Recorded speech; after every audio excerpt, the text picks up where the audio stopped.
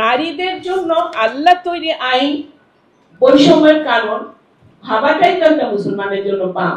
10 সদস্য বিশিষ্ট যে কমিশন করা হয়েছে তাদের যারা সদস্য তাদের ভেতর বাংলাদেশের অধিকাংশ জনগণের প্রতিনিধিত্ব নেই। কিছু সংখ্যক তথাকথিত শিক্ষিত উচ্চবিত্তের নারীদের প্রতিনিধিত্ব করছেন ওনারা। তাদের তো বাংলাদেশের জমিনে থাকা উচিত নয়, তাদের চলে যাওয়া উচিত হিজরত করে। কোথায়? যেখানে আইন তারা চালু করতে চায়, প্রপোজাল দিয়েছে, সেখানে তাদের যাওয়া উচিত। নারী উন্নয়নে আমাদের কোনো আপত্তি নেই, অবশ্যই নারী উন্নয়ন আমরাও চাই, কিন্তু প্রবলেম এখানে হয়ে গেছে যে তারা বলছেন আমাদের নারী সমাজের উন্নতি চাচ্ছেন, কিন্তু যেই 10 সদস্য বিশিষ্ট যে কমিশন করা হয়েছে তাদের যারা সদস্য তাদের ভেতর বাংলাদেশের অধিকাংশ জনগণের প্রতিনিধিত্ব নেই। কিছু সংখ্যক তথাকথিত শিক্ষিত উচ্চবিত্তের নারীদের প্রতিনিধিত্ব করছেন ওনারা। এই দেশের আপামর সকল নারী সমাজের প্রতিনিধিত্ব করছেন না এই কমিশন। এবং ওনারা যে প্রস্তাবনাগুলো দিয়েছেন তার মাঝে আমাদের আপত্তির কারণ এইটাই, অবশ্যই নারীর উন্নয়ন তো আমরাও চাই, কিন্তু ওনাদের এই উন্নয়ন করতে গিয়ে কিছু প্রস্তাব দিয়েছেন যা আমাদের এই বাংলাদেশের, যেহেতু আমাদের অধিকাংশ জনগোষ্ঠী 90% আমরা মুসলমান, এবং আমাদের এই মুসলমান জনগোষ্ঠীর আকাঙ্ক্ষা এবং প্রত্যাশার প্রতিফলন ঘটায় না। ওনারা যে আমাদের মুসলিম পারিবারিক ল 1961 অনুযায়ী মুসলমানদের জন্য বিবাহ, তালাক, ভরণ পোষণ, উত্তরাধিকার ইত্যাদি সবকিছু মুসলিম শরিয়া আইনের ভিত্তিতে পরিচালিত হয়। আমরা এটা সব প্রথম থেকে দেখে এসেছি যে আমাদের দেশের বিবাহ, তালাক, ভরণ পোষণ, উত্তরাধিকার এই ধরনের জিনিসগুলো ধর্মীয় যে আমাদের বিধান আছে সেই মতো পরিচালিত হয়, এবং অন্যান্য যারা অন্য ধর্মাবলম্বী আছে তাদের ধর্ম মতো পরিচালিত হয়। কিন্তু উনাদের বক্তব্য হচ্ছে এই আইনগুলা নাকি নারীদের বৈষম্যের বিশেষ কারণ, কিন্তু এই আইনগুলা কি দিয়ে পরিচালিত হয়? ইসলামী ল দিয়ে পরিচালিত হয়, আল্লাহর আইন দিয়ে পরিচালিত হয়, সেইটা বলছে নারীদের জন্য বৈষম্যের কারণ।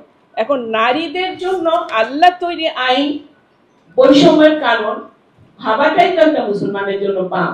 এই প্রস্তাবে ওনারা বলেছেন যে ধর্মকে ওনারা নারীর প্রতি বৈষম্যের জন্য সরাসরিভাবে দায়ী করেছেন, যে এই ধর্ম, ইসলাম ধর্মের বিভিন্ন আইন কানুনগুলোর জন্য নারীদের বিভিন্নভাবে তারা বৈষম্যের সম্মুখীন হচ্ছেন। অতএব আমরা এই সব প্রস্তাবের অবশ্যই সংশোধন দাবি করছি। নারী উন্নয়নের জন্য আমাদের খানা বন্ধ করে, রাতের ঘুম স্যাক্রিফাইস করে আমরা গ্রামে গঞ্জে ছুটে বেড়েছি। কই? আমি তো তাদেরকে দেখি নাই। আমি কি একজন শিক্ষিত মহিলা না?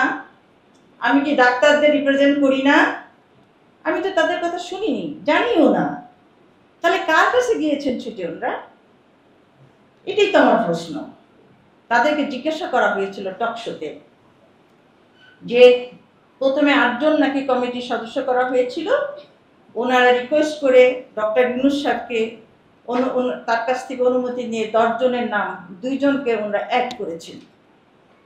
আমরা তো ভেবেছিলাম এই 2 জন হবে ইসলামী ব্যক্তিত্বের কোনো নারী, কিন্তু তারা করেন নাই।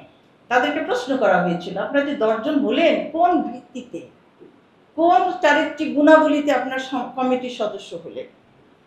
আমি ডক্টর ইউনূস সাহেবকে প্রশ্ন করতে চাই।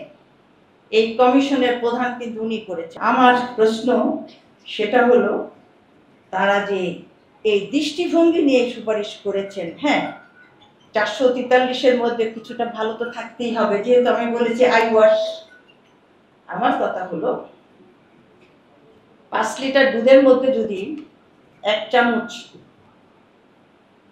গোমূত্র দেন, আপনারা কি খাবেন সেগুলো? কেউ কি খাবেন বলেন? যারা গোমূত্রকে পবিত্র জিনিস মনে করেন তারা খাবেন, কিন্তু আমরা খাবো না। আমরা কারা?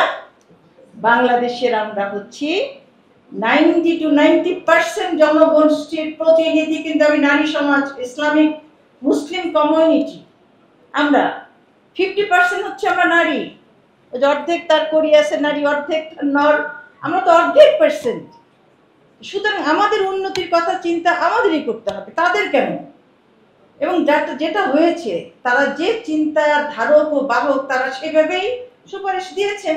তারা ধর্মবিদ্বেষী, তারা ধর্ম পছন্দ করেন। এবং টকশোতে তাকে জিজ্ঞাসা করা হয়েছিল যে এই যে সংখ্যাগরিষ্ঠ দেশের মানুষ আজকে মুসলিম সম্প্রদায়, মুসলিম, তাদের কোনো প্রতিনিধি আপনাদের কমিশনে কেন নাই? তখন বলা হয়েছিল যে কথাটা আমাদের বোনেরা বলেছে, আমরা তো ঐচ্ছিক, আমাদের সুপারিশ মানাটা হচ্ছে ঐচ্ছিক, এবং এটাকে তারা প্রয়োজন মনে করেননি। তাদের সাথে ডিসকাস করা দরকার। কত উদ্ধত্ত আচরণ তাদের, তাদের তো বাংলাদেশের জমিনে থাকা উচিত নয়, তাদের চলে যাওয়া উচিত হিজরত করে। কোথায়? যেখানে আইন তারা চালু করতে চায়, প্রপোজাল দিয়েছে, সেখানে তাদের যাওয়া উচিত। আমাদের দেশে তাদের কোনো স্থান নেই।